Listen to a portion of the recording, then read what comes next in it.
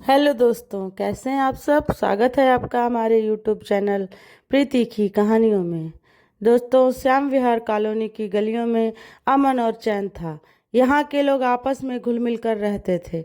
बच्चों की खिलखिलाहट, शाम को बजती आरती की आवाज़ें और घरों की बालकनियों से आती चाय की खुशबू, सब कुछ एक सुकून भरा अनुभव था।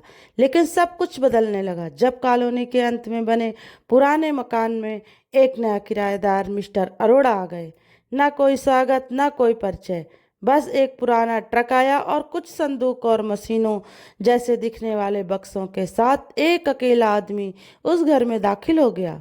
नीलम, जो उसी कॉलोनी में अपने माता पिता के साथ रहती थी, शुरू से ही उसे अजीब सा लगने लगा। अरोड़ा जी ना किसी से बात करते, ना किसी की बात का जवाब देते। रात के समय जब कॉलोनी सो जाती, तभी उनके घर की एक खिड़की हल्की पीली रोशनी झलकती और कभी कभी कोई अजीब सी धपधप जैसी आवाजें आती। एक शाम नीलम बालकनी में बैठी किताब पढ़ रही थी।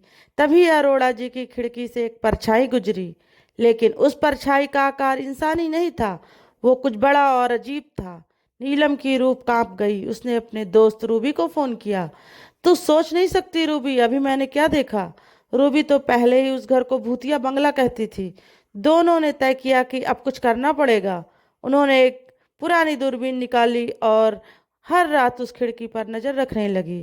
कुछ दिन तक सब सामान्य रहा, लेकिन फिर एक रात जब जोर की बारिश हो रही थी और कॉलोनी की बिजली गुल हो चुकी थी, नीलम को वो चीख सुनाई दी, एक आदमी की चीख। नीलम को यकीन हो गया, अब बहुत हो गया।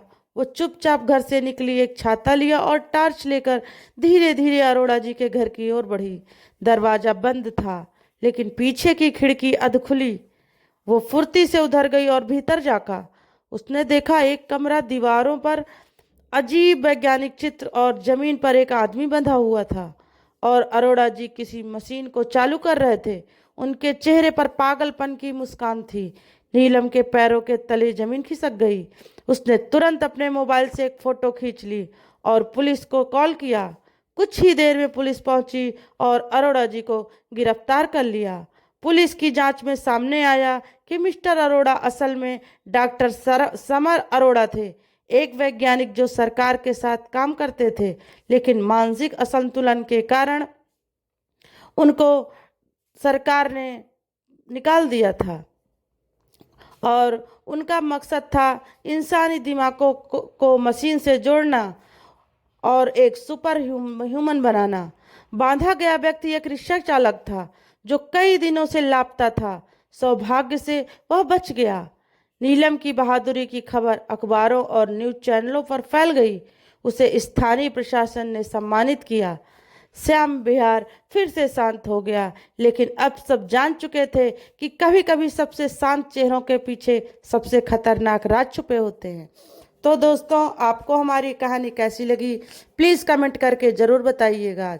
और चैनल पर नए हो तो प्लीज़ सब्सक्राइब करना ना भूलिएगा और कमेंट में करके बताइएगा कि आपको हमारी कहानी कैसी लगी।